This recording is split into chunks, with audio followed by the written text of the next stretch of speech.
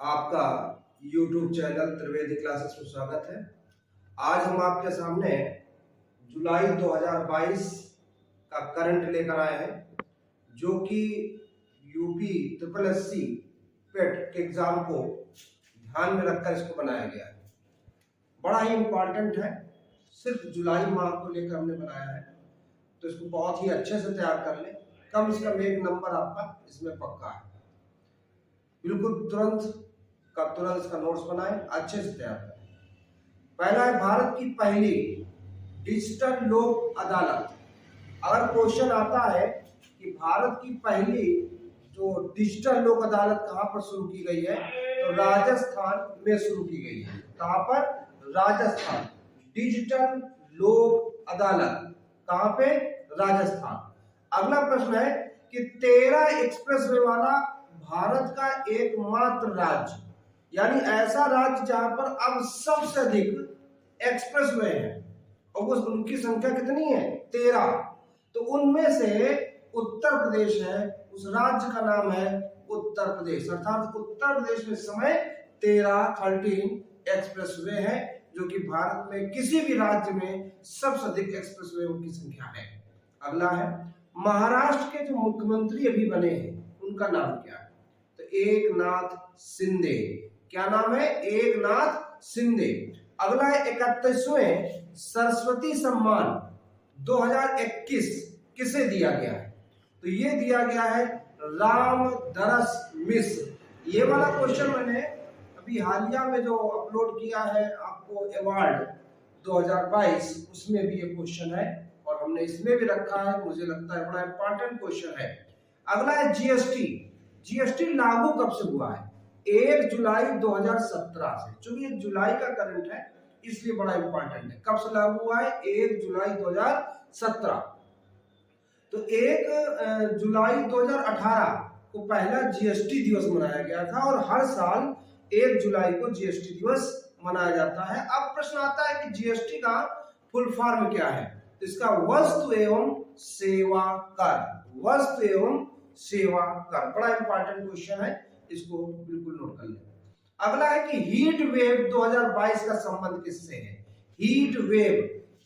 अगर प्रश्न आता है कि हीट वेव का संबंध किससे है, तो इसका 2022 जो है ये हीट वेव क्या है? तो हीट वेव एक रिपोर्ट किसने जारी की है? इसकी एक रिपोर्ट जारी की जाती है, और ये किसने जारी की है? भारतीय कृषि अनुसंधान परिषद ने। किसने जारी की है? भारतीय कृषि अनुसंधान परिषद। अभी हमारे देश में पहली बार एक आदिवासी महिला को भारत का राष्ट्रपति बनाया गया है।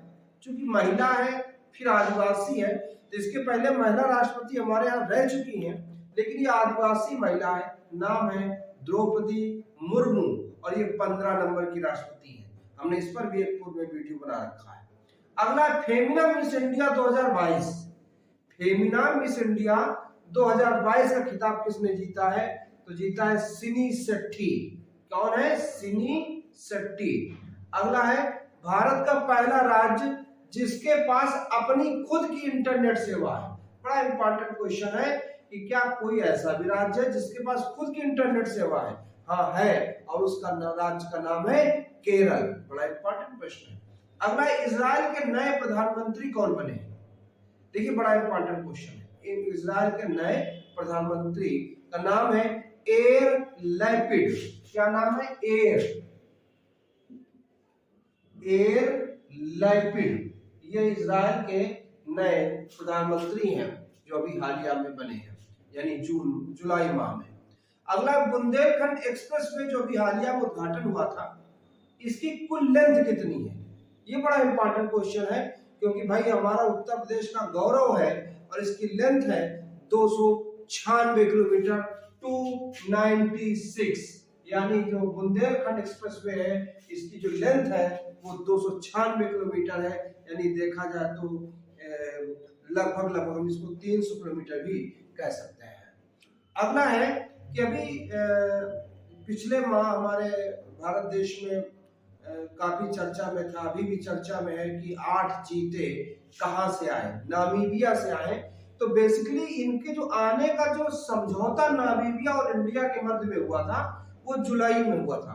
तो जुलाई में समझौता हुआ है और अभी हालिया में आए हैं और ये नामीबिया से आए हैं और इनको कूनो नेशनल पार्क में रखा गया है, क्योंकि कूनो नेशनल पार्क का जो वातावरण है वो इन चीतों के लिए सबसे अधिक उपयुक्त है।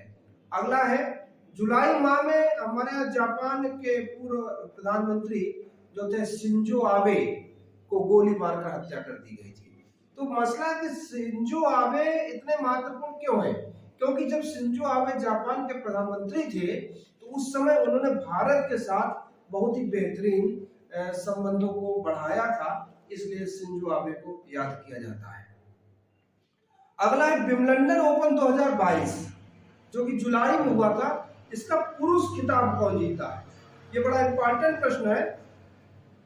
विंबलडन ओपन 2022 का पुरुष खिताब किसने जीता है? तो नाम है नोवाक जोकोविच। क्या नाम है? नोवाक जोकोविच। अब इसी का विंबलडन ओपन 2022 का महिला विजेता कौन है? तो महिला विजेता का नाम है एलेना रयबकीना। एलेना रयबकीना, याद रखिएगा, नाम है एलेना रयबकीना। रायबकीना बड़ा इंपॉर्टेंट है। तो यानी पुरुष विंबलडन जो जीता है वो जीता है नोवाक जोकोविच ने और महिला जीती है एलेना रयबकीना ने। अगला है, क्रिकेट इतिहास में लगातार किसी भी कैप्टन के द्वारा 13 T20 अंतरराष्ट्रीय मैच जीतने का जो रिकॉर्ड बनाया है वो किसने बनाया है? तो रोहित शर्मा ने बनाया है और ये रिकॉर्ड है रोहित शर्मा के पास कि T20 क्रिकेट इतिहास में लगातार 13 बार जीत हासिल करने वाला खिलाड़ी का नाम क्या है? आपका जो कैप्टन है उस टीम का, उसका नाम है रोहित शर्मा, यानी निश्चित तौर पर टीम इंडिया की है। अगला है, वो कौन सा ऐसा गेंदबाज है जिसको कि आईसीसी रैंकिंग में नंबर 1 जुलाई में बनाया गया था? उसका नाम है जसप्रीत बुमराह। ये फास्ट बॉलर है इंडिया टीम का, जिसे कि आईसीसी रैंकिंग में नंबर 1 बॉलर बनाया गया है।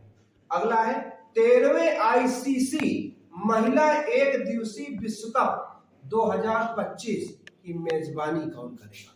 यानी जो महिला एक दिवसीय विश्व कप है, पुरुष नहीं महिला, आईसीसी विश्व कप की 2025 की मेजबानी कौन करेगा? तो उस मेजबान देश का नाम है इंडिया। इसको बड़ा इंपॉर्टेंट क्वेश्चन है, याद कर लें। देखिए एक बात और है, इस समय हमारे देश में 2 स्थान बड़े चर्चा में रहते हैं।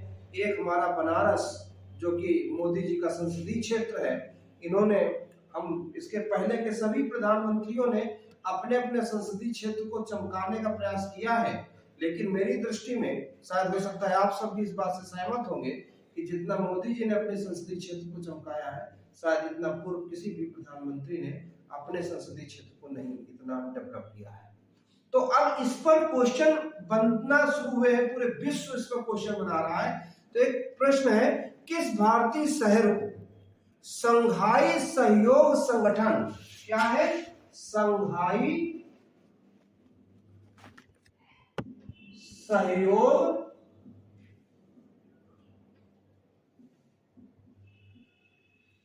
संगठन, किस भारतीय शहर को संघाई सहयोग संगठन की पहली सांस्कृतिक और पर्यटन राजधानी, यानी किस भारतीय शहर को संघाई सहयोग संगठन की पहली सांस्कृतिक और पर्यटन राजधानी घोषित किया गया है?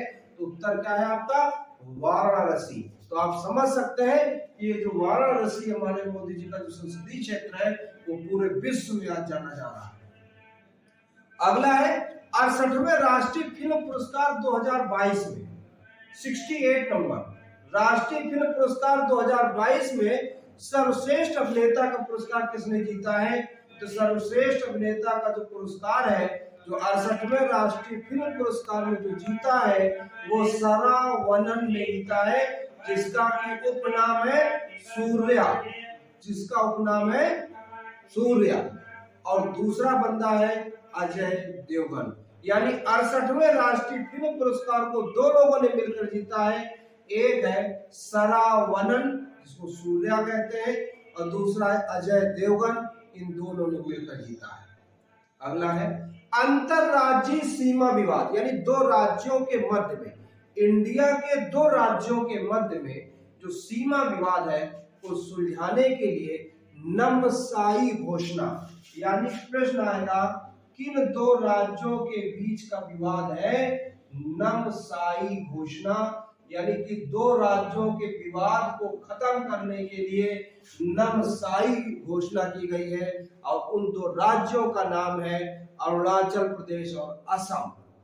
बहुत इंपॉर्टेंट क्वेश्चन है। क्वेश्चन आएगा नमसाई घोषणा का संबंध किन दो राज्यों से है? तो असम और अरुणाचल प्रदेश। अगला तीर्थ यात्रियों, फिर से वही काशी को लेकर प्रश्न आया है कि तीर्थ यात्रियों को वित्तीय सहायता के लिए काशी जो यात्रा योजना है की शुरुआत किस राज्य ने की है? तो काशी योजना राज्य की जो शुरुआत की है वो हमारे कर्नाटक राज्य ने की है। बड़ा इंपॉर्टेंट क्वेश्चन है कि काशी यात्रा योजना की शुरुआत किस राज्य के द्वारा की गई है? तो कर्नाटक के द्वारा की गई है। हमने बहुत ही कम शब्दों में पूरा जुलाई बना दिया है। अच्छे से तैयार कर लें, लाइक बिल्कुल करें, शेयर भी करें और ज्यादा से ज्यादा लोगों तक पहुंचाएं अगर अच्छा लगा हो, ताकि लोगों को फायदा हो। धन्यवाद।